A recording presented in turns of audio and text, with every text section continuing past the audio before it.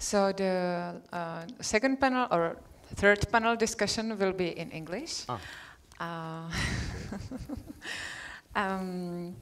I think today we heard a really tremendous lecture, and we have a new guest who is an architect leading office who is responsible for future of Brno, because we are waiting for the new city plan. And I think your lectures were really inspiring.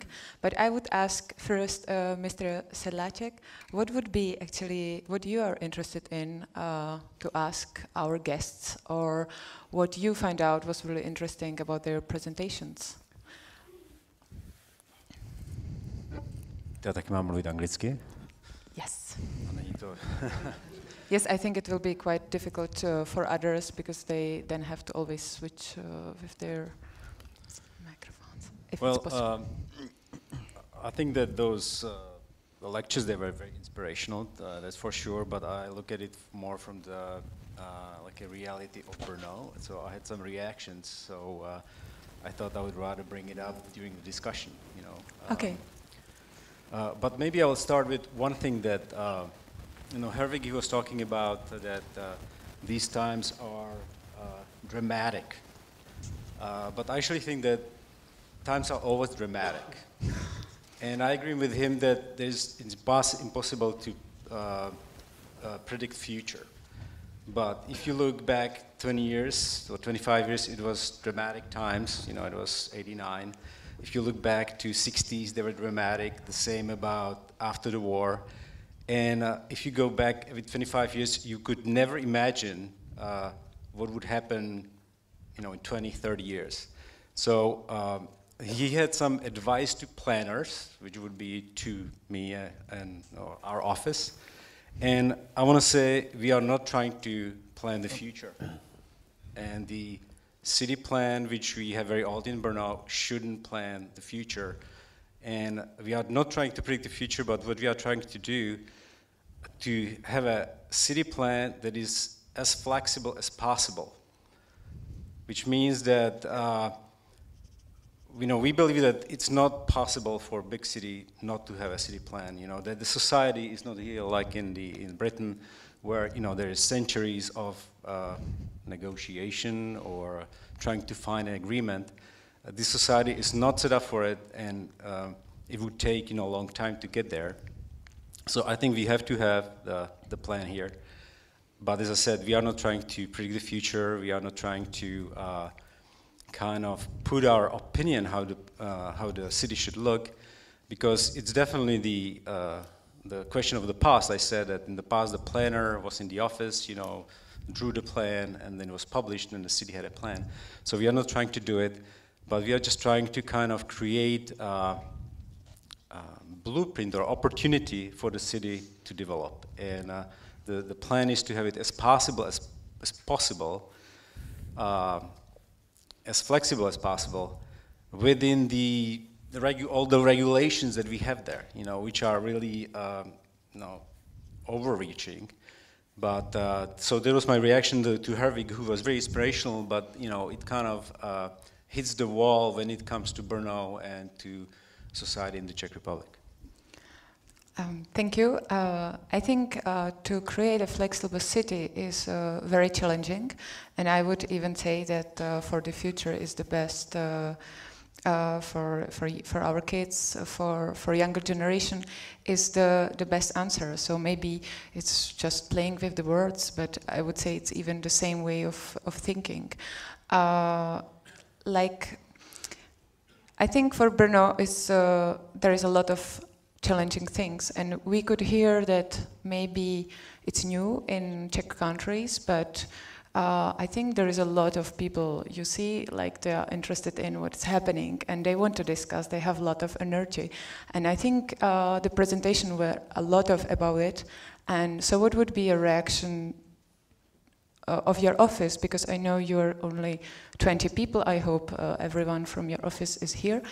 And it's not possible, of course, to work with everyone. So what's your vision, how to cooperate with offices or with people for the future or for the flexible plan for them?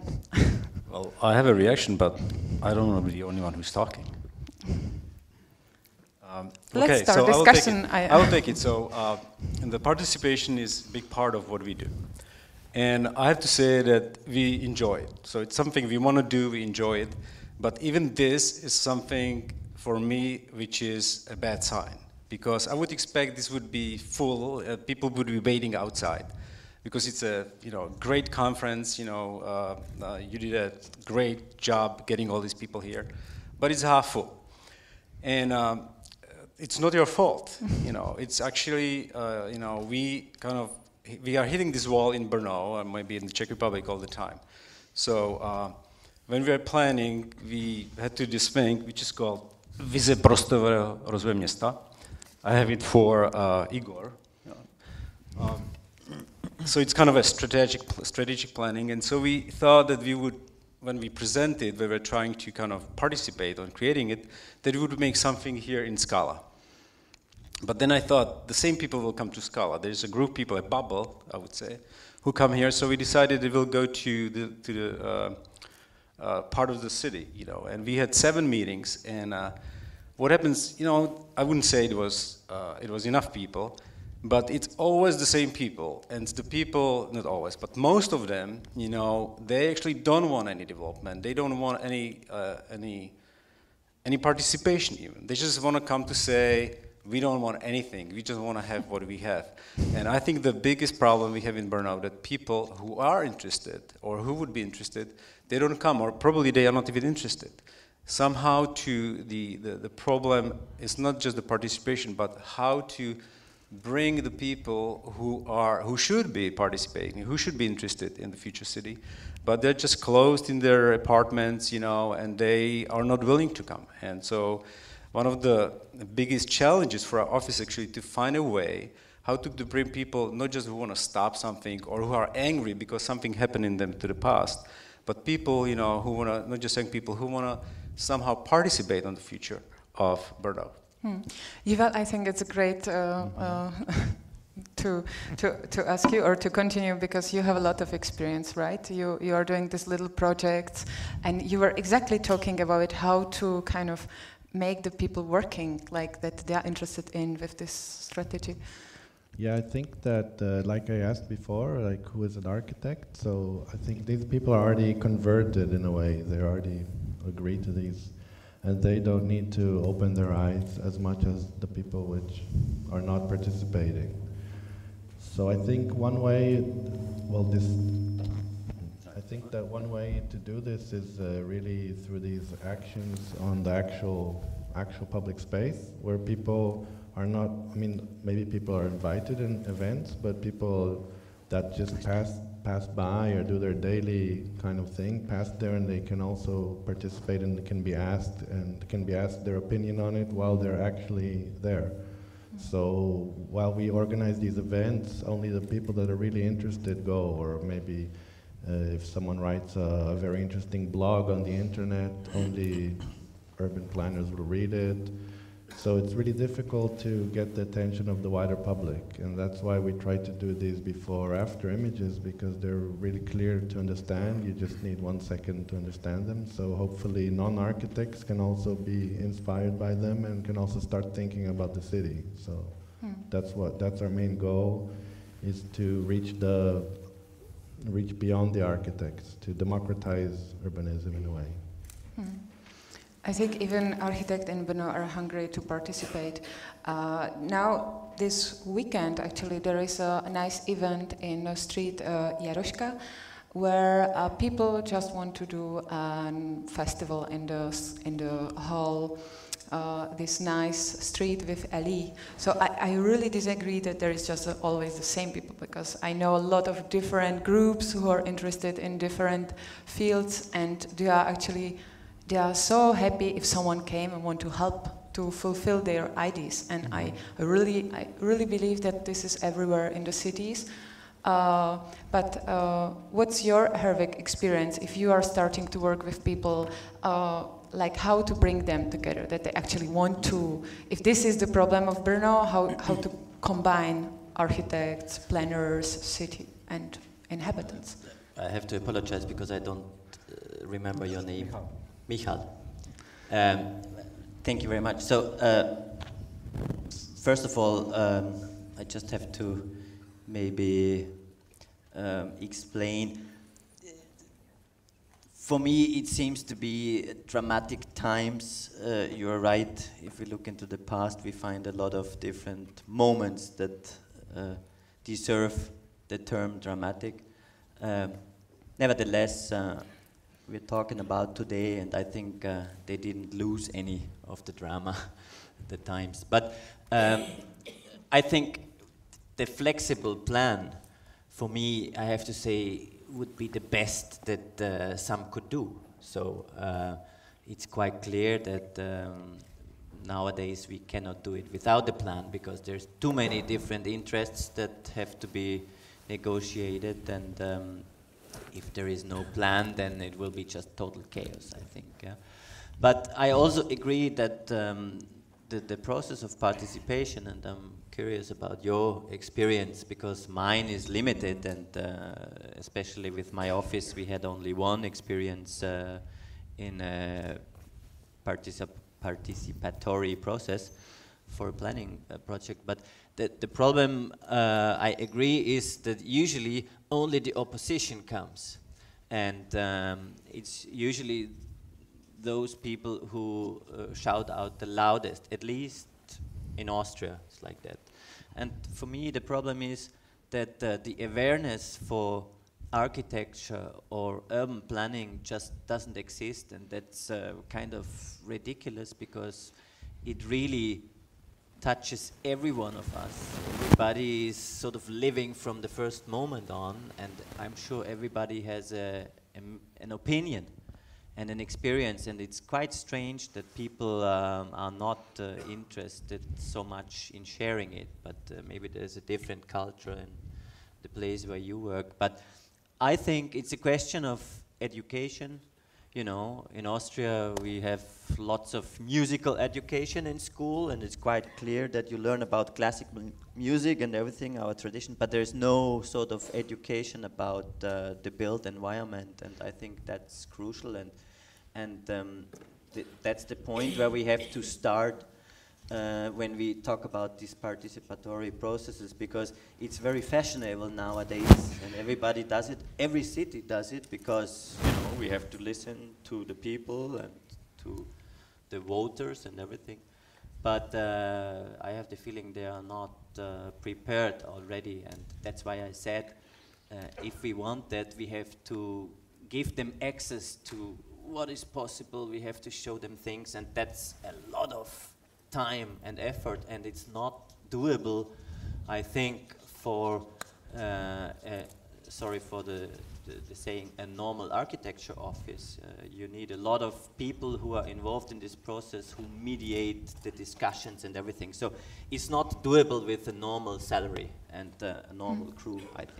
Or could it be volunteers? Like, could it be really people who are, want to do something? I think. Yeah. Or start. The one project where we had the experience was this kind of social design project, this hotel run by refugees, where we have been overrun by people who wanted to do something with us. They wanted to plan with us, they wanted to work with us, they started to build on the construction side. Was a big challenge for us to control the whole process. So, but I think first row, it needs professional people who are actually leading this whole process, and in fact not all the cities are prepared for that. Everybody wants it, but yeah, it needs professional work, and then probably volunteers will be happy to join in. But So the only way for cities to participate is to have a professional, like, I don't know, people who are employed for the city and who are participating, or what would be your reaction? I don't think so. I mean, the participatory process is open to very different methods, and as I said, it's like very tailor-made process, so you have to be very aware that you know what you're doing. So you have to know who are the players, who are the decision makers, so you have to do a lot of homework to actually make it happen. The thing is that I was actually asked by IPR, you know, the Prague Institute, you know, to do presentation about participation. And the day before I realized, actually I can't do that. Because actually what they asked me to do something, what is to give them some kind of a model, which is kind of added to a process of a standard design process. And I don't do that.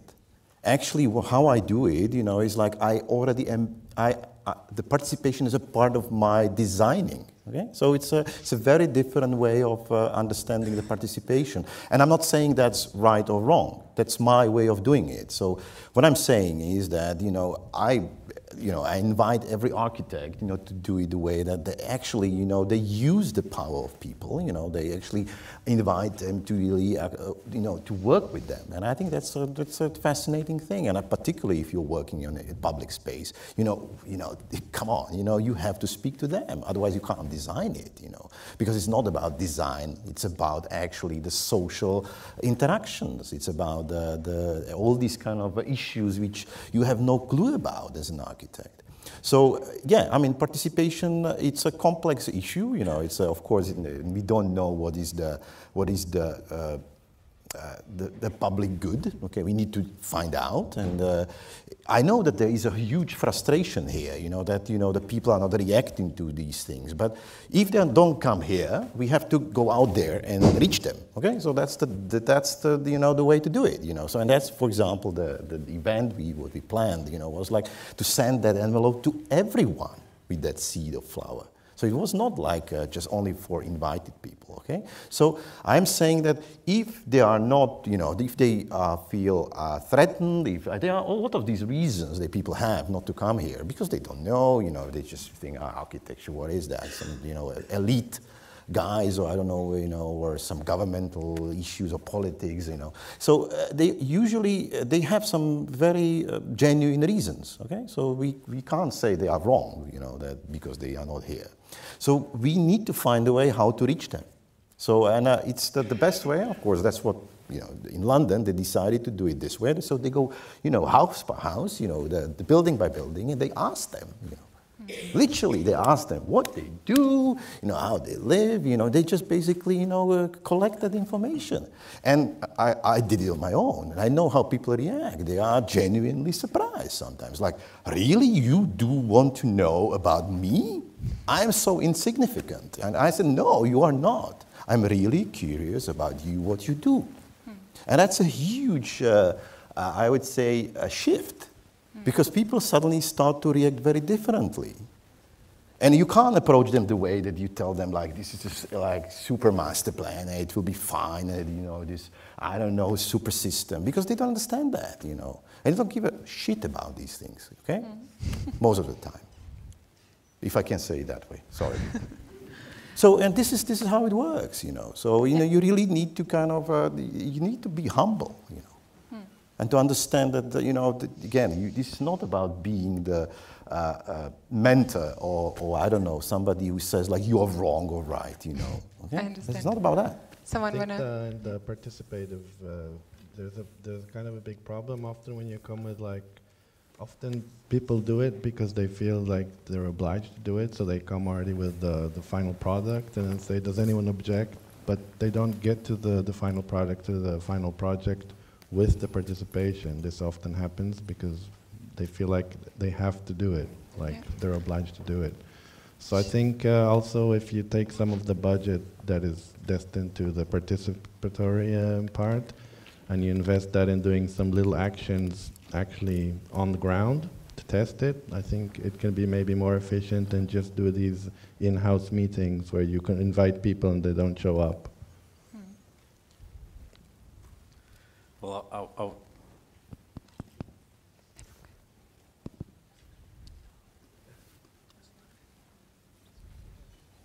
Yeah, it works, I think. Actually, yeah, thank you. yeah. Well, I want to react to it. I think Yuval and Igor, you're talking about past. You know, I don't think that anybody in IPRO or CAM does it that way. You know, it's like you're comparing something that you know, nobody's trying, nobody's coming to people telling them this is how we want to do it, just we want to show it to you. So that would be my reaction that, you know, we are commenting on something that really doesn't exist anymore, at least, you know, in Prague, in Brno, from this side. But I want to come from a different side on it. And what I like what Yuval was showing, you know, and it was actually amazing that you were able to do it just, you know, through Street View. But what is happening in Brno that, you know, people want to do something like this, but somehow they're all turning to government, you know, they're turning to the city or to our office or to OPER, and they somehow feel that the city is obliged to do this. And I think that's not the way. You know, I think the people, it should go from below with some help, of course, from the city or from the office, but it should come from them. The power is in their hands, you know, which I think that Herwig was saying too. You know, start from below. You know, don't think that you have an idea and you somehow will come to a meeting and say, this is how I want that you arrange it for me. You know, the situation is that if you want to change something, you can change it in the small scale, rather from below than from above. I totally agree. And this is what the type of actions that we did. We did a lot of experimental actions as kind of representing civil society, even though we are architects and planners. But I think what would facilitate if there would be some way in the municipality to help approve this, or even if it's just like help approve an event, or because sometimes those are like the obstacles. So even when the civil society does come organized or tries to do something, it's good to have somewhere where they could, a channel where they could talk to in the municipality. Like we found a great lack in this in Sao Paulo, for example. If I can give one more example. Yeah, sure. Somebody asked me about, you know, to do a documentary about these new pop-up kind of bottom-up things in UK, in I don't know, Europe. Okay, so we just look at what's out there, and it was amazing. There's a lot of things happening. There's amazing guys doing crazy stuff. But what I realized that the first construct of the movie was to actually present the work. But then I realized, you know, I don't want to present actually the work. I want to present why people are doing it. Process. The process. And what was amazing, when we started to talk about just the basics, why people decided to do that crazy thing, okay? That was actually the thing what was stimulative, okay? Because there was actually, I can do it as well. That was the reaction. Right? So the people immediately started to react on a level which is a human level. Right? So they didn't look at it as like, oh, I can't do it because these guys, you know, they are some crazy creatives or architects, you know. It's not true, okay? So most of them are not only architects and only, you know, like creative. You know, there's a bunch of people who are just normal community. So I realized you can only communicate through as I usually, I use it quite a lot, which is a story. You know, you tell them like how they did it, you know, why they decided to do that. And that was incredibly powerful. When you started to test it, you know, that like to share those stories, you know, they immediately react to that. You know, they could connect themselves, they could associate with that story. And that immediately was an effect to others. So I believe there are ways to do that. There's so many new methodologies, you know, how to systematically, you know, build up that invitation and of course the I would say participation on the good. Okay. I think today it's very important that people feel like that they could come, and maybe it's just a small scale of people. Maybe it's just little one who are really active, but I think those are really important that they have, like you said, effort options, that they have options to really participate in different scales. And now your strategy for Brno is centers next to the big center. So to create, to focus on a different quarter where the quality of public space is very bad, because there were so much money spent. So do you have some comment on it, like how to start this process? Like, could you imagine Brno with nice city center, but now we should look at also the other quarters, how to start these processes, like what it would be, or what's your strategy if you have, or what we could ask our guests to help us. Well, we have a strategy that I want to talk about in the next part, but The stories are great. I agree with Igor. You know that we have in an office a colleague. You know, she's not the architect, and she kind of translates when we write something. You know, she has her role is first she knows really good grammar and so on, but kind of if she doesn't understand what it means, she just crosses it out because we talk in the language. So stories and understanding is very important. But what I like about the way you describe the participation, it really doesn't exist here. You know, you mentioned that, you know, the public, they have a deadline, and if they miss the deadline, then it ends for it. So the responsibility, which is a certain responsibility, it kind of doesn't exist here. You know, that they can change their mind anytime they want. You know, they can, I mean, you can agree on something, but in a month, you know, they can change it. And because, as I mentioned, mostly the people are coming who are negative, and we want to change it, we want to really change it. It's a big problem. You know, I wish we could do it, and I wonder how you achieve it. That, you know, you kind of give them deadline, and then you say you had your chance, you know, and now it's done. But this is amazing because, you know, if they have a deadline, they can't be all the time negative because they don't achieve anything. Okay, so this is again the thing. You know, if they realize they have only the time to negotiate, which is, you know, like that. Okay, so then they have to do, as I said, they have to prepare. Okay, they have to do the homework. Otherwise, they lose the chance to be there. And that's another thing what is quite amazing. And again, I hate to, you know, compare it with UK, you know, because very different, you know, structure, as you said quite rightly. You know, it's you know, but those people are visible in the process. So it's not like invisible, you know, public. You know, they are actually, you know, their names are there. They are in the public domain. So everybody who is in that meeting is actually, their names are there. So it's not like some public decided about that. You know, there are people who, they'll be there, you know. And I think that's a very important thing, to share that responsibility. Okay, if you want something, okay, you have to really negotiate and take part of the responsibility. It's not the state or, you know, anybody else who kind of like make it for you. It doesn't work that way. Do you discuss that locally, or it's open source? If you have, for example, some project, I think it's maybe also important, or not? If it's local or for everyone, I don't know. From other quarter, I could also say something, or it's just local. There is a one, how can I say, there's one condition, and that's kind of fulfilled by every council, is that they have a list of those decision makers or kind of representatives. So actually, you don't negotiate with the full public. Right? So it's like a small little parliament of representatives, and they could be like representatives of dog lovers or representatives of, I don't know, green cars, you know, I don't know, like things like that. They can really, you know, just, if there is a critical mass of people who can vote that kind of representative, he is invited to every public meeting. Yeah? So if that's not his agenda, he doesn't go there.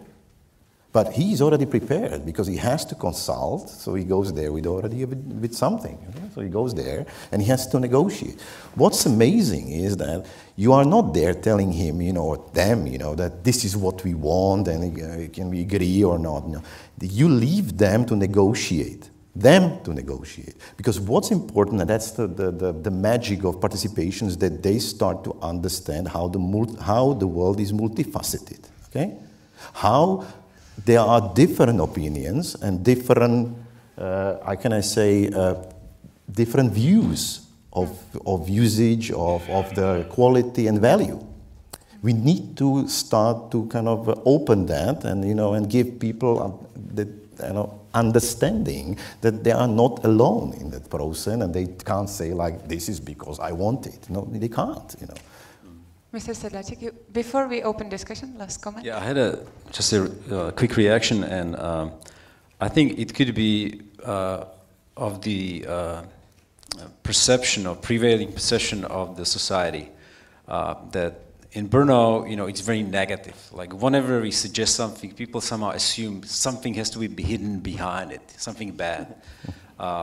And maybe, you know, in Britain it doesn't exist, and I hope it will change in Brno, but, you know, it happens to us that the city decides to do a public project, you know, something, you know, I don't know, Centro volného času, like a free time activity center.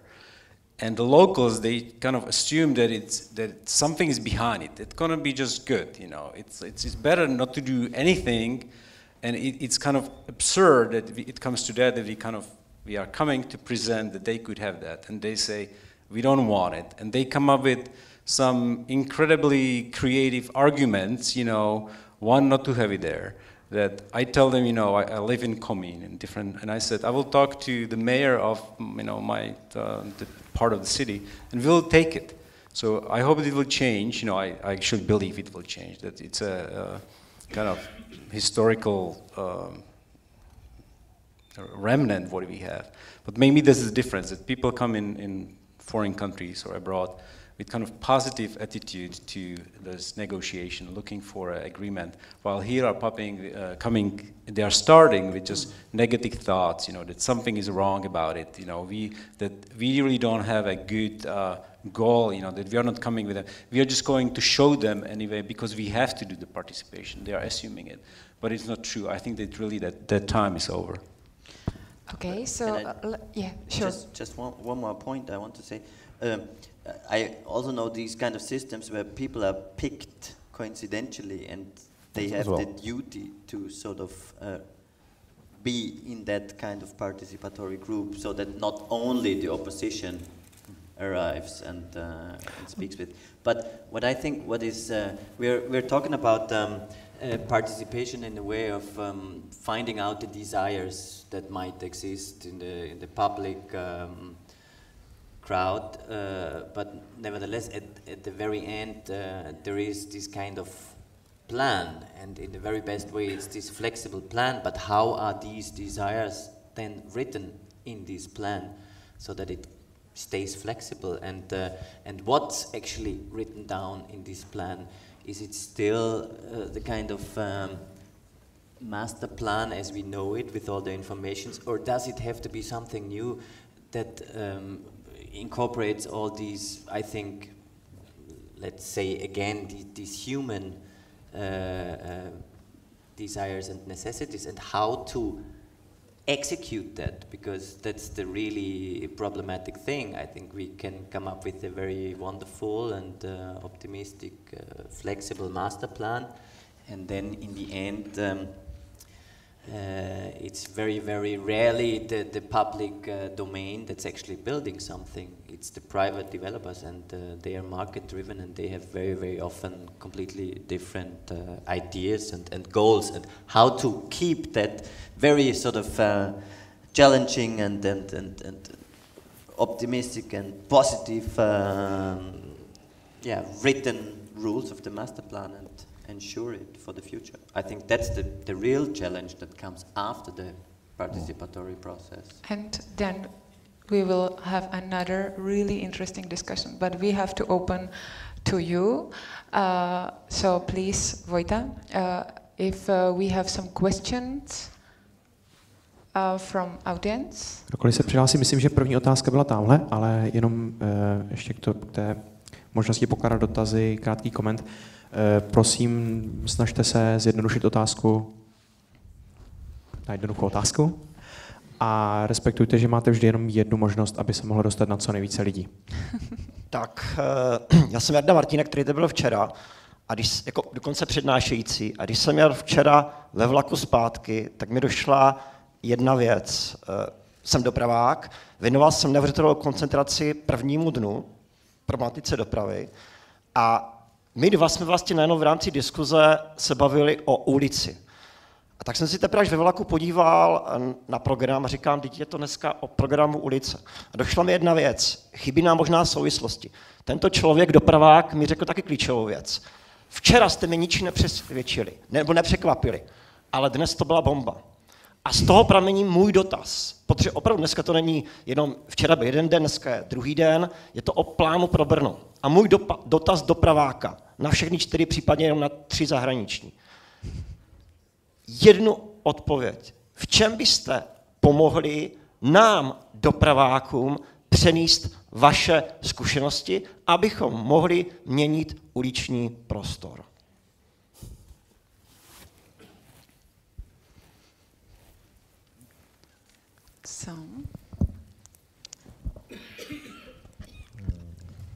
Yuval, maybe you want to start?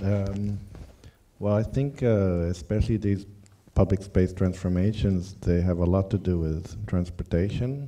For example, there's the light rail, and also we talk a lot about BRT. So they're actually physical changes in the way we distribute the street, and also the bike lanes. So I think it goes hand in hand, the way we design the city and the way we distribute the space. So especially if we look at the cross section of a typical street, it's just how we reorganize this. But so it's an urban design issue and a transport issue at the same time.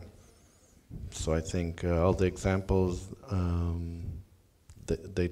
I think that the two have to be always talked about together. Yeah. So some collaboration also. It's a cosmological problem, okay? So to simple question, there is no simple answer, I mean, come on, I don't know. Yeah, I mean, there's so many issues, which we need to go through. And I think this is the danger sometimes, that we are trying to kind of simplify these very complex issues.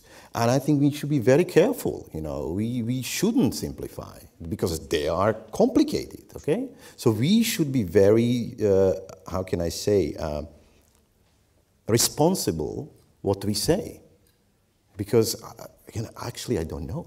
I don't have one answer to this. So I'm very sorry, I can't help you. You have to do it yourself. I'm sorry.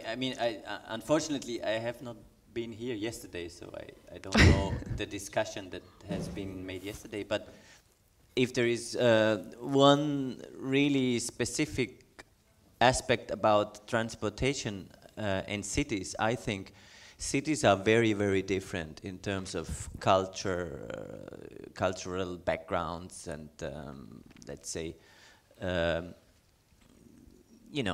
Asian city works completely different than a European city. But there's one thing that somehow unifies all the cities, I think, and that's actually the topic of transportation, because the car somehow is the common sense of all the cities, at least in my thinking, and we face everywhere the same problems with the cars, no matter whether it's in a Chinese city that just recently, got to feel that the big impact of the cars, or whether it's Vienna or Brno. So I think the good thing about this is that we all sort of could learn from each other, and we really can look at other cities and try to learn from each other, rather than really socio-cultural differences that might define other issues of city planning. If I can add one thing, because I hear that quite a lot, that the transport is a problem. Yes, it is a problem, but you are not special, okay? You are not. This is not unique. This is a global problem. Okay? Ne, it was for you and 3 foreigners. No, I understood that it was advice from outsiders, so I was also listening to their answers. I just heard 4 of you. Well, then I have Martin Všetečka, my colleague, who is a traffic engineer. But yesterday he was saying that you are coming and he's not able to answer the questions about public and quality, because we are talking about public space and quality, how to implement this. Like it's I have an answer. Thank you. But it's an answer of an architect. I think that the solution is some revolutionary change, and I don't know what it is. I think that something will have to change. The cities are not planned for the cars and for how we live, and something will happen in 10, 20 years, and we don't know what it is, but it won't be, electric cars, it won't be, chauffeurless cars, it will be something else. I don't know what it is. But sorry. Yeah. I know I was the one who said we cannot predict the future, but at least we can predict a little bit of the future. And I think what we can say today is, or what we experience, for example, in our office, none of all the people who work in our office come by car, not a single one. First of all, because there's no parking space. Second, it's perfect public transport. And third, they all love to ride bicycles. And if they need a car, I'd say 80% of them, they don't even own a car. Okay, they're all quite young. But if you ask them, they don't even want a car. Yeah, they take car to go, they take the car they need, they always have the appropriate car. And I think this is not just a fashion, I think this is reality. And onto this, I mean, I have not been here yesterday, but onto this we have to react, and we can already react, and this has to be already visible in the kind of planning, in this flexible planning for tomorrow. It's a good point, because it's actually not alternative anymore. It's just, this is, you know, it's a very real thing. Yeah. Okay, next question.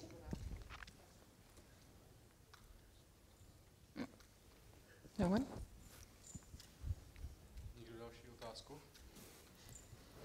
I have so many questions. We can elaborate on this one forever, you know. Yeah, that's true. But I would be also curious, like, I would be máme tady really otázku. Pardon. happy. Ano. Já chci říct jednu věc. Komentář? Protože já dělala jsem pro město od 63. roku až do 74, až do 2014. A zažila jsem několik etap. Vždycky začalo úplně něco jiného, aby se třeba došlo po x letech k tomu samému nebo k něčemu jinému, ale zase se to měnilo a moc věcí se vyhodilo a moc věcí třeba ode mě nikdo nechtěl, jako ve smyslu, že se to udělá líp. Ale to město musí člověk dělat tak, aby v každém okamžiku bylo životaschopný. A starší pánové, který já jsem měla ještě štěstí zažít, tak ti říkali, že urbanismus je životaschopný kompromis. Že nemůžeme žádnou funkci nějak nadhodnotit, protože musí fungovat. A to město má dopravu, sítě, lidi, školy, společenský život. Jo? A to je to, co bych chtěla říct. A záleží na moudrosti lidí. Já jsem zažila některé věci v 90. roce, že říkali mladí, toto nebude potřeba. Načež co se ukázalo? Když byl moudrý starosta a řekl, že si nechá rezervu, nebo že tu školu nezruší, že ji pronajme, tak pak se ukázalo za pár let, že to je potřeba. Jinde řekli, nebude to potřeba, prodali to a těžko to řečej. Promiňte, že jsem se a řeknu ještě 2 věty. Já nevím, kam mám nabídnout svoje zkušenosti, sleduju všecko. Jo? Děkujem. Děkuju na shledanou. Děkujem za komentář.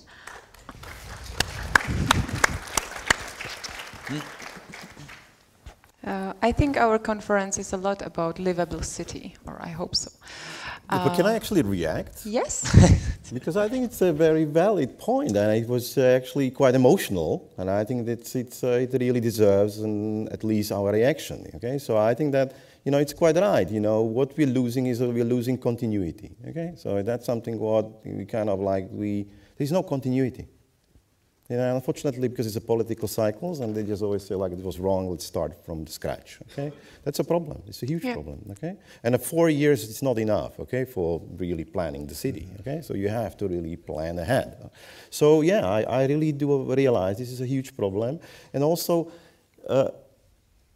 I mean, somebody has this thing written on the website. It's some kind of a company, and it says, like, if you don't have trust, you can't build a city. Yeah, so that's very simple. If you can't trust that this is going to happen, you will never make it.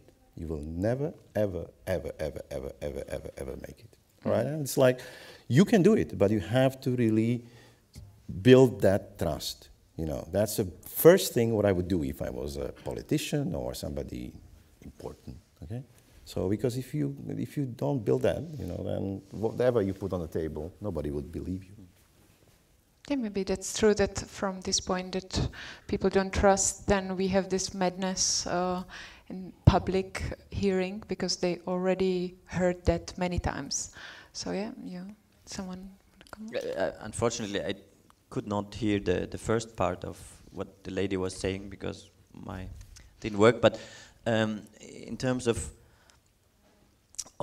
trust, I think that's, if we come back to the kind of participatory issue again, that's maybe also something that keeps people from joining this kind of process, because right now people are frustrated that whatever they do, it has no effect. We can see that in elections everywhere. Yeah, that's why the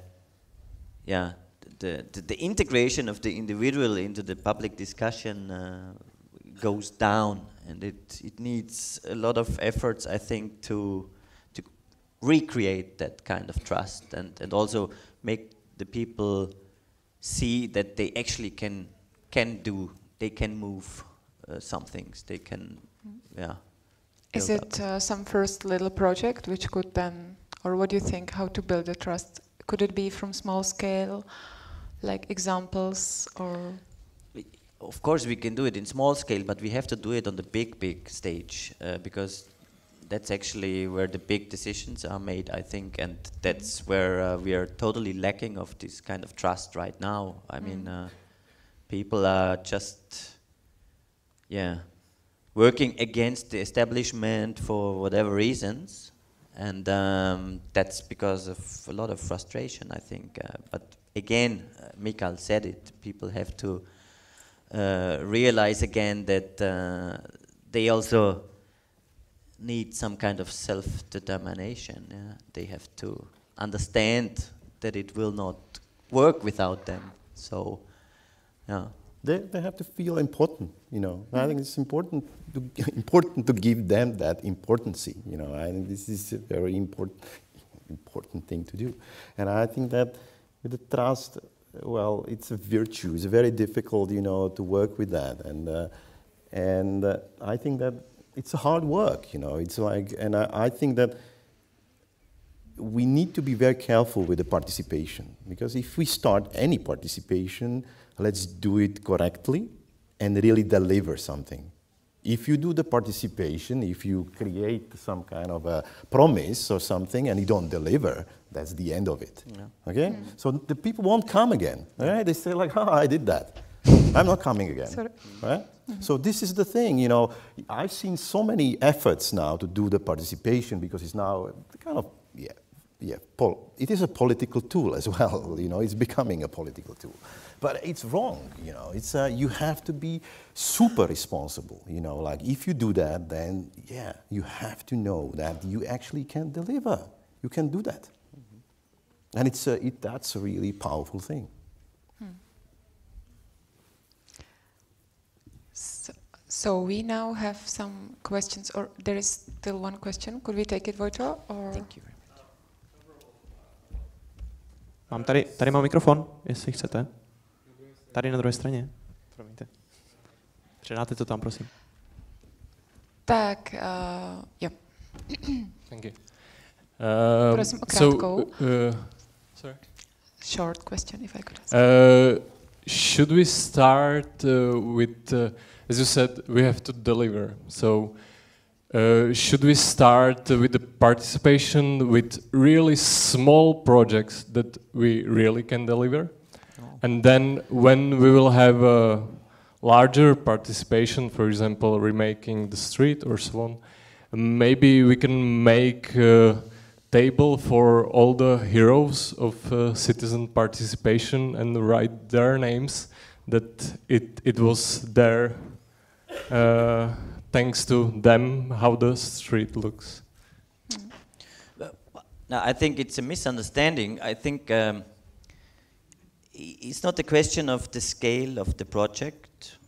I still think it's important for the big scale projects. but it's not about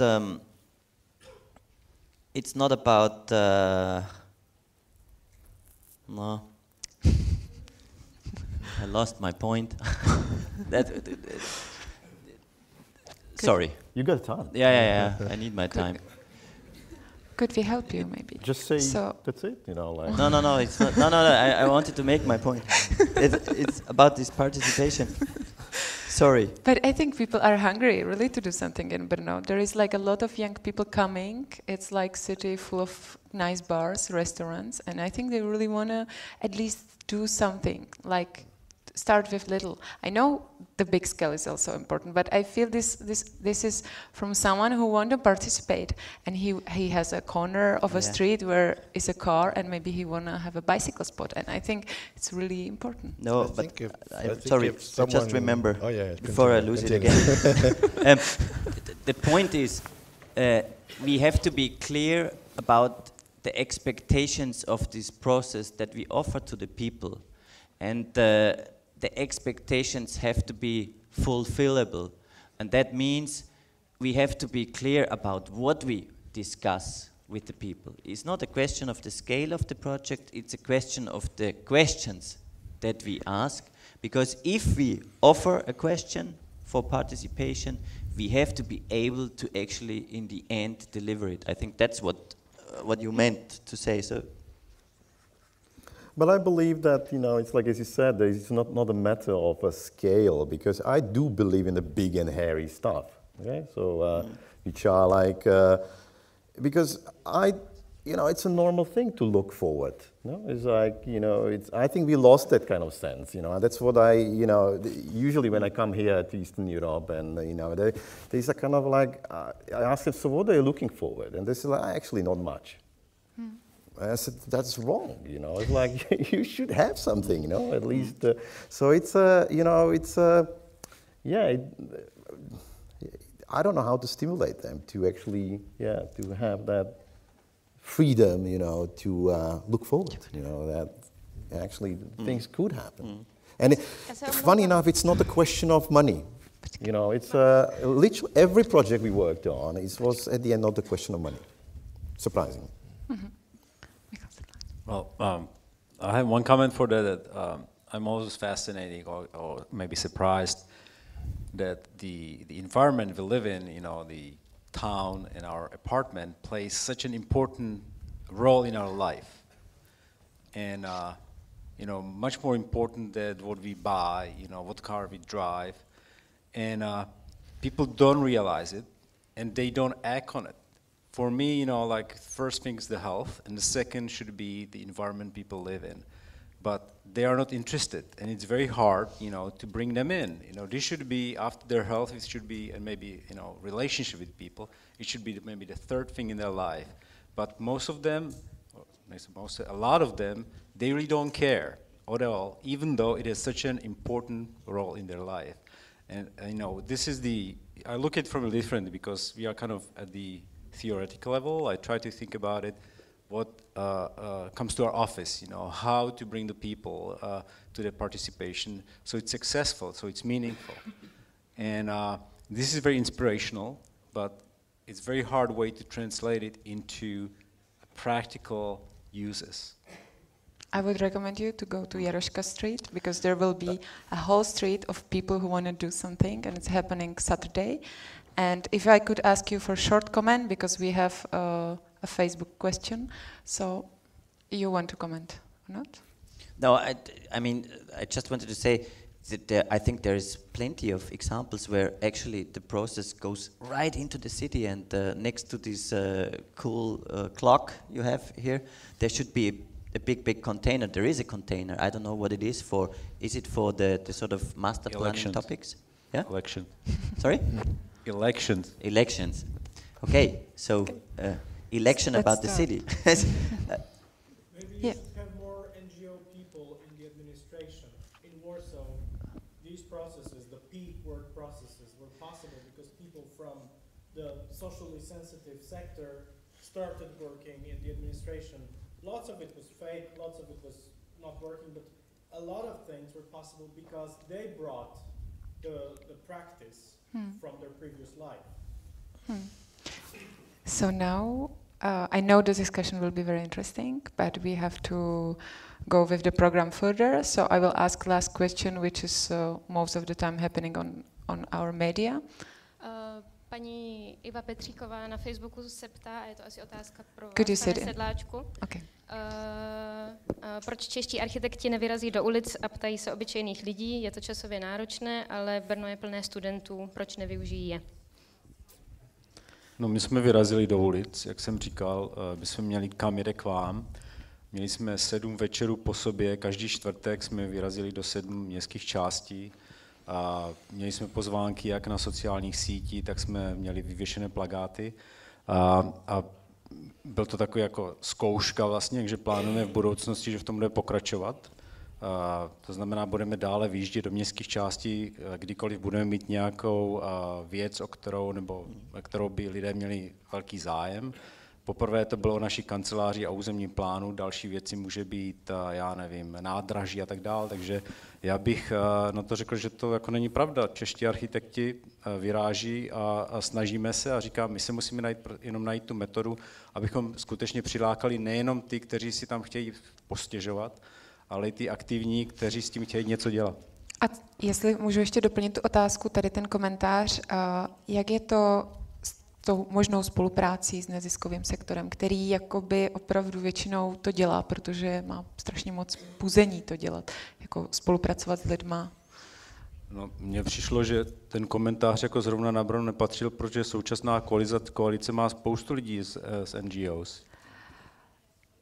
Asi znám jiné Brno. Možná znám tu mladší generaci, která jakoby není taková negativistická. Oni jsou v Brně, protože se jim to Brno líbí a protože ho chcou měnit. No s tím já úplně souhlasím, ale to bylo na odpověď na tu otázku, jestli v naše zastupitelstvu je dostatek lidí. Já si myslím, že to, co se stalo v Brně, je úplně výjimečné, že prostě se tam dostaly strany, které jsme si mysleli před 8 lety, že nemají vůbec šanci, aby se dostali. Oni vlastně ani neměli tu ambici. Jo, já jsem to pochopila trochu jinak, spíše na neziskový sektor, který, což jsou různé organizace, které jsou ve městě, které se zabývají jakoby svojí nějakou prací ve městě, protože těch je tady hodně, takže ne nepolitické. Vojto? Could we continue our interesting discussion? Or Ukončíme diskuzi, máme totiž dost velký skluz.